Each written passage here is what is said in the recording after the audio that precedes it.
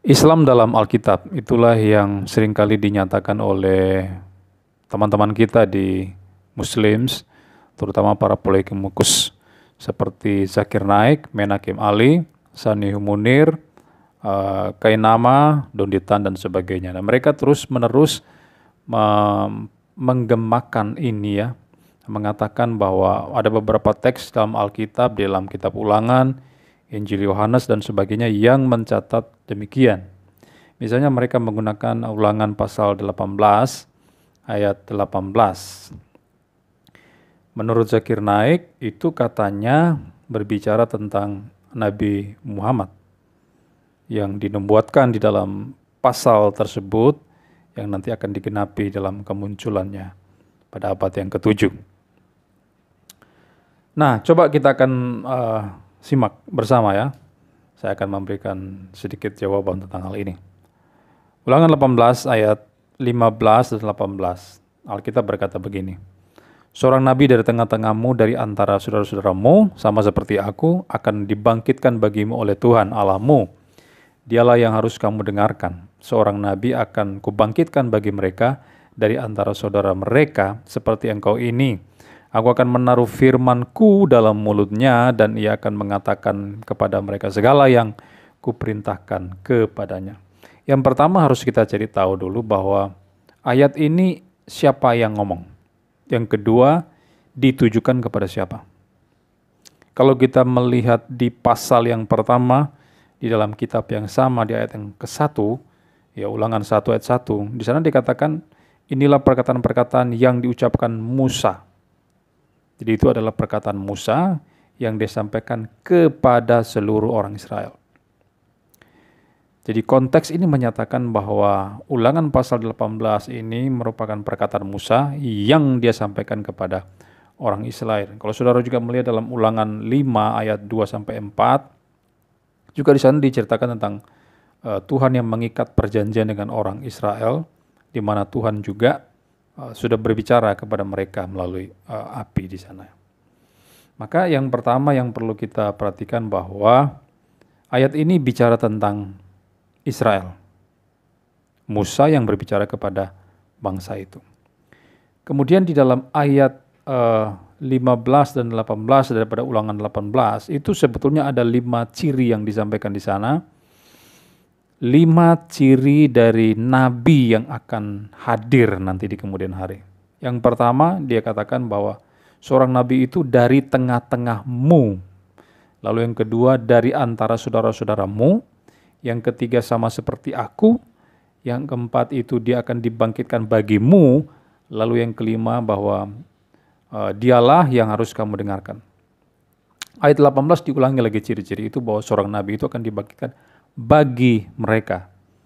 Lalu dari antara saudara mereka, kemudian seperti engkau ini, lalu ciri berikutnya adalah aku akan menaruh firman-Ku dalam mulutnya dan ia akan mengatakan kepada mereka segala yang kuperintahkan kepadanya. Ini adalah 5 ciri yang disampaikan dalam kitab Ulangan pasal 18. Jadi yang pertama, bahwa nabi itu berasal dari tengah-tengahmu. Maksudnya apa? Kembali kepada konteks tadi yang sudah saya katakan ya, dari tengah-tengahmu berarti dari tengah-tengah bangsa Israel. Yang kedua bahwa itu dari antara saudara-saudaramu. Jadi penulis kitab Ulangan bukan hanya mengatakan nabi itu akan bangkit dari bangsa Israel, dia kemudian mempersempit itu menjadi dari antara saudara-saudaramu. Dan ini sekali lagi menunjuk kepada saudara-saudara Israel. Siapa itu? 12 suku bangsa Israel. Yang ketiga, nabi itu akan sama seperti ku. Itu menunjuk pada sama seperti Musa. Ya, sama seperti Musa ini maksudnya apa ya? Ada banyak para polemikus Muslim yang kemudian melakukan akrobatik tafsir di situ mengatakan bahwa yang sama seperti Musa maksudnya itu bahwa dia itu kawin, ya kan? Musa punya bini, sementara Yesus tidak punya bini, jadi ya berbeda. Nah, padahal bukan itu maksudnya, bahwa yang sama seperti Musa itu harus dilekatkan pada konteks ayat sebelumnya. Karena ayat sebelumnya mencatat bahwa nabi itu akan ada di tengah-tengah Israel, kemudian dari antara kedua belah suku Israel ya. Maka Musa sama seperti Musa itu maksudnya bahwa Musa itu adalah orang Israel juga. Dia adalah salah satu suku di Israel. Dan kita ketahui bersama bahwa Musa ini adalah dari suku Lewi ya. Kalau kita melihat dalam Keluaran 2 ayat 1 sampai yang ke-10. Kemudian yang ketiga ada kata bagimu. Nabi itu akan bangkit bagimu. Maksudnya apa ya? Bahwa itu Nabi itu akan berasal dari tengah-tengah Israel, diutus bagi Israel maksudnya. Itu arti kata bagimu. Ya, jadi 4 ciri yang pertama ini sebetulnya sudah mengunci posisi daripada Nabi akan muncul tadi, bahwa dia adalah orang Israel, dari kalangan Israel, dan tidak bisa dari non-Israel. Dan dia diutus bagi Israel. Diutus di dalam kebangsa Israel. Yang kelima adalah Nabi itu akan mengatakan segala yang diperintahkan Allah kepadanya. Ya. Nah, pertanyaan sekarang, apakah itu bisa terpenuhi di dalam seorang Muhammad? Kita harus tegas menyatakan itu nehi ya. No way, mustahil dipenuhi. Mari kita lihat bersama ya. Yang pertama, mengapa itu tidak bisa dipenuhi dalam Muhammad? Ciri yang pertama kan, dia harus dari bangsa Israel. Sementara Muhammad dari mana? Dari Arab. Ya kan? Negeri yang nun jauh di sana, dengan bahasa yang berbeda, budaya yang berbeda daripada bangsa Israel. Dia sudah gugur di ciri yang pertama. Ciri yang kedua adalah berasal dari tengah-tengah saudara-saudaramu. 12 suku Israel tuh. Muhammad dari mana? Tidak tercakup dalam suku Israel. Mulai dari Ruben sampai Benyamin, Muhammad tidak tercakup di sana. Dia dari suku apa? Ya kan? Nah, ada yang mengatakan bahwa di tengah-tengah saudara maksudnya saudaranya orang Israel, dan itu adalah Ismail. Karena Muhammad dari keturunan Ismail. Ini tetap salah. Yang pertama kenapa? Karena para scholar menyatakan bahwa asal-usul Muhammad ini dari keturunan Ismail itu sebetulnya tidak didukung oleh bukti sejarah. Misalnya Josephus dan beberapa inskripsi kuno. Ya, teman saya sudah meneliti ini secara mendalam dan dia sudah membahas mengenai ini, dan dia menyimpulkan bahwa keturunan Ismail itu tidak mendiami seputaran Mekah pada waktu itu. Sama sekali tidak ada data historisnya, dan termasuk bukti-bukti arkeologis tidak mendukung itu. Jadi dengan demikian klaim bahwa Muhammad itu berasal dari keturunan Bani Ismail itu tidak bisa dibuktikan. Ya. Nah, karena itu jelas sekali Muhammad gugur untuk poin kedua ini. Dia gugur untuk poin kedua. Dan kalau saudara mau melihat data yang ada, Muhammad ini dari mana? Dia dari Mekah. Jarak antara Israel dan Mekah di zaman sekarang ini, kalau kita mau naik mobil, saya melihat di Google Map pada masa kini, kalau kita naik mobil dari Israel kepada Mekah itu berjarak ribuan kilometer. Ada 1.300-an kilometer perjalanan, ya, sekitar 14 jam dinyatakan di sana. Jadi jaraknya begitu jauh sekali, dan Muhammad ini sudah berada di luar Israel. Jadi dia orang non-Israel. Jadi poin yang kedua ini pun dia tidak bisa terpenuhi di sana. Yang ketiga, Nabi itu kan dikatakan sama seperti Musa. Maksudnya apa ya? Sama seperti Musa yang berasal dari bangsa Israel. Diutus bagi Israel. Tapi Muhammad apa? Tidak sama seperti Musa karena dia orang berasal dari Arab, bukan? Kemudian Muhammad tidak diutus bagi Israel, tapi dia datang melalui bangsa Arab. Itu yang keempat. Yang kelima, Muhammad itu bukan penerus Taurat. Karena Alkitab tidak mencatat bahwa kelanjutan Taurat itu adalah dilanjutkan oleh Muhammad, diteruskan. Tidak. Tapi itu dilanjutkan oleh pribadi yang lain, nanti sebentar akan saya sampaikan. Dan kalau kita mau memaksakan bahwa Muhammad itu adalah nabi yang dinubuatkan dalam Ulangan 18 ayat 18, itu menentang Ulangan 17 ayat 15 yang mencatat di sana bahwa kalau kalian akan mengangkat raja, maka raja itu harus berasal dari antara saudara-saudaramu. Jadi kata saudara-saudaramu juga muncul lagi dalam pasal 17 yang tadinya di 18, maka ini juga muncul di satu pasal sebelumnya. Dan kata saudara-saudara muncul di sana. Dan kalau kalian mau mengangkat raja, dikatakan engkau harus mengambil raja dari tengah-tengahmu, maksudnya dari antara bangsa Israel, dari 12 suku bangsa Israel. Dan di sana ada sebuah peringatan bahwa raja dari bangsa yang asing jangan kamu angkat. Muhammad dari mana? Ya jelas dia bangsa asing, karena dia bukan tergolong kaum Israel. Jadi Ulangan 18 didukung oleh Ulangan 17 ayat 15 yang mengharuskan Nabi itu harus dari kalangan Israel. Dengan demikian Muhammad tidak memenuhi 5 ciri tersebut. Dan yang menjadi poin kita adalah paling tidak Nabi itu harus berasal dari salah satu suku Israel. Suku Israel ada berapa? 12 ya. Ada Ruben, Simon, Lewi, Yehuda, Dan, Naftali, dan seterusnya sampai Benyamin. Musa ini merupakan salah satu suku Israel karena dia berasal dari suku Lewi. Ya, dia adalah seorang suku Lewi. Dan kalau Muhammad sekali lagi dari mana?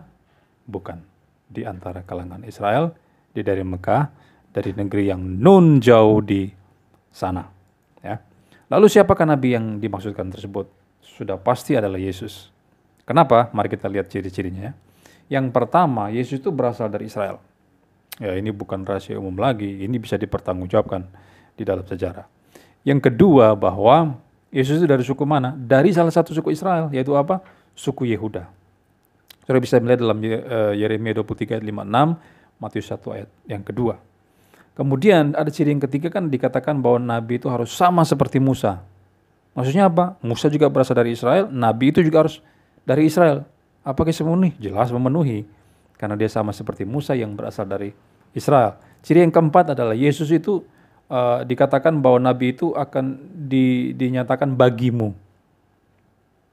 Harus berasal dari diutus bagi bangsa Israel kan, melalui bangsa Israel. Apakah terpenuhi pada Yesus? Ya, terpenuhi karena Yesus diutus bagi Israel. Kita bisa melihat dalam Matius 15 ayat 24. Yesus datang melalui bangsa Israel. Ciri yang kelima adalah bahwa katanya Nabi itu akan menyampaikan firman Tuhan dan orang harus mendengarkan dia. Dan Yesus Kristus memang terbukti adalah pembawa wahyu Allah, penyampai firman Tuhan, dan merupakan kelanjutan daripada Taurat Musa. Misalnya Yohanes 1 ayat 17. Dalam Yohanes 1 ayat 17 ketika Alkitab bicara tentang Musa, dia mengaitkan dengan Yesus. Musa membawa Taurat, tetapi Yesus membawa kebenaran iman ya. Selalu dikaitkan kalau berbicara tentang Musa, dikaitkan dengan Yesus dan tidak pernah dikaitkan dengan Muhammad. Lalu kalau kita melihat dalam Roma pasal 10 ayat 4 dikatakan bahwa Kristus itu adalah kegenapan daripada hukum Taurat. Merupakan tujuan daripada hukum Taurat. Jadi ada keberlanjutan antara Taurat yang dibawa oleh Musa dengan firman Tuhan yang disampaikan oleh Yesus. Ada sinkronisasi, ya. Tidak ada pertentangan di dalamnya, tetapi kehadiran Yesus itu merupakan kelanjutan daripada hukum Taurat. Nah, ini berbeda dengan Muhammad tentunya. Ya, Alkitab tidak sama sekali mencatat demikian. Oleh karena itu ada 5 ciri yang dinyatakan dalam Ulangan 18 ayat 15 dan 18 dan itu semua terpenuhi dalam Yesus Kristus. Maka nabi yang dimuliakan itu siapa? Yesus Kristus tentunya. Nah, ini didukung oleh beberapa kesaksian dalam Alkitab. Misalnya di dalam Yohanes pasal 6 ayat 14 ketika Yesus memberi makan 5.000 orang, mengadakan mujizat penciptaan makanan di sana, maka ketika orang-orang menyaksikan, wah luar biasa ini. Kemudian mereka mengatakan, dia ini adalah benar-benar nabi akan datang. Jadi mereka kembali kelihatannya mengutip kembali Ulangan pasal 18 ayat 18 tadi. Dan menyatakan, dia inilah benar-benar nabi akan datang. Lalu dalam Yohanes 7 ayat 40 juga dikatakan, mereka juga mengatakan begitu ya, orang-orang Yahudi di sana mengatakan bahwa dia ini benar-benar nabi akan datang. Ini kesaksian daripada orang Yahudi, orang banyak. Yang kedua ada kesaksian daripada Yesus sendiri, karena Yesus berkata bahwa Musa itu menulis tentang aku. Dalam Yohanes pasal 5 Ayat 43, 46, 47. Kalau di ayat 43 dikatakan, aku datang dalam nama Bapakku, Yesus katakan. Berarti dia mengakui dirinya adalah utusan Bapa, ya, utusan Allah, bukan? Maka di ayat yang selanjutnya, di ayat yang ke-46, dikatakan bahwa sebab jikalau kamu percaya kepada Musa, tentu kamu akan percaya juga kepadaku, sebab ia telah menulis tentang aku. Sebab Musa telah menulis tentang Yesus. Kalau di ayat yang ke-43 dikatakan aku datang dalam nama Bapakku, dia adalah utusan Allah, maka Yesus kemudian melanjutkan, Musa sudah menulis tentang aku. Jadi kelihatannya Yesus ingin mengarahkan nubuatan tersebut kepada dirinya. Mengapa saya mengatakan demikian? Karena ini didukung oleh perkataan Yesus yang lainnya terhadap murid Yohanes. Jadi ketika ada Yohanes di sana yang melihat pekerjaan Kristus, kemudian dia suruh murid-muridnya untuk datang kepada Yesus dan tanyakan kepada dia, ya, engkaukah yang akan datang itu atau haruskah kami menantikan orang lain? Nah, Yohanes menyuruh murid-muridnya untuk bertanya kepada Yesus. Kemudian di ayat yang ke-6 dari Matius pasal 11, ya kan? Ayat yang keempat, ya. Ketika ditanya seperti itu, engkau yang akan datang itu atau harus kami menanti orang lain? Yesus menjawab, ya, di ayat keempat, pergilah dan katakanlah kepada Yohanes apa yang kamu dengar dan kamu lihat. Orang buta melihat, orang lumpuh berjalan, orang kusam menjadi tahir, orang tuli mendengar, orang mati dibangkitkan, dan kepada orang miskin diberitakan kabar baik. Ini adalah jawaban Yesus. Maksudnya apa? Yesus ingin menunjukkan bahwa dia adalah pelaku mujizat. Nah, zaman itu, saudara, mujizat itu merupakan tanda untuk mengesahkan seseorang itu adalah utusan Allah. Mujizat yang dilakukan. Sehingga mereka menjadi percaya pemberitaan yang akan disampaikan oleh Nabi tersebut. Dan Yesus menegaskan dia melakukan itu. Maka ini merupakan jawaban yang secara tidak langsung Yesus ingin mengatakan ya pada pertanyaan daripada murid Yohanes tadi. Mereka menanyakan, engkaukah yang akan datang itu? Sebetulnya Yesus mengatakan ya. Karena dia menceritakan perbuatan ajaib, tanda-tanda akhiran yang dia lakukan. Dan itu adalah pengesahan bahwa dia adalah utusan Tuhan. Nabi itu yang akan datang. Lalu di ayat yang ke-6, Yesus berkata, berbahagialah orang yang tidak menjadi kecewa dan menolak aku. Jadi ini sinkron, ya. Karena orang yang tidak menolak Nabi yang sudah datang itu, yang sudah melakukan mujizat itu, mereka akan berbahagia kalau mereka tidak tolak. Jadi menurut saya juga Matius pasal 11 ayat 2-6 ini juga kelihatannya Yesus ingin mengarahkan Ulangan 18 ayat 18 itu kepada dirinya. Kemudian kesaksian para rasul juga ada. Petrus, ya, misalnya dalam Kisah 3 ayat 18-23, ini bicara tentang Petrus yang bersaksi tentang Yesus. Sebetulnya ini sudah dimulai pasal yang kedua juga, Kisah pasal 2, di mana pada hari Pentakosta kemudian Petrus berdiri dan berkhotbah di sana dan dia memberitakan tentang Yesus. Yesus yang telah mati, dikuburkan dan bangkit, yang menderita di salib. Kemudian dia terus bercerita tentang Yesus sampai di pasal yang ketiga. Dan di pasal yang ketiga ini dia menyatakan bahwa Allah telah menggenapi apa yang difirmankannya dahulu dengan perkataan nabi-nabinya, bahwa Mesias yang diutusnya harus menderita. Jadi dia bicara tentang Mesias di sini, dan kemudian supaya sadarlah kalian, bertobatlah, ya kan? Lalu nanti Tuhan akan mendatangkan waktu kelegaan mengutus Yesus, ya, dia adalah Kristus. Jadi Petrus ini bicara tentang Yesus, bukan? Lalu kemudian setelah dia bicara diuraikan tentang Yesus, kemudian dia mengatakan begini, bukankah telah dikatakan Musa, Tuhan Allah akan membangkitkan bagimu seorang nabi dari antara saudara-saudaramu sama seperti aku?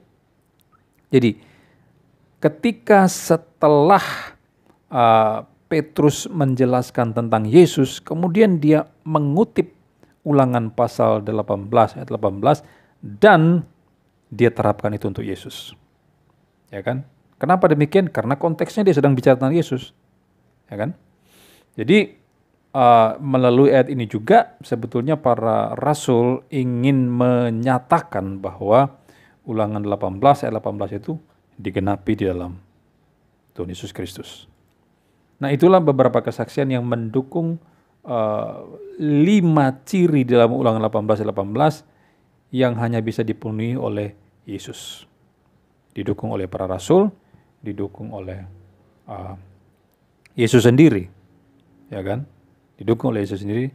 Jadi para rasul dan Yesus kemudian menerapkan Ulangan 18 ayat 18 itu kepada diri Yesus Kristus. Maka kesimpulannya adalah yang pertama, Alkitab itu mencatat bahwa nabi yang dimaksudkan dalam Ulangan 18 itu adalah Yesus dan sama sekali tidak menunjuk pada Muhammad.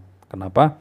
Karena Muhammad bukan orang Israel, bukan dari antara kedua belas suku Israel, bukan diutus melalui bangsa Israel, ya kan? Tetapi dia berasal dari negeri yang jauh, ya kan?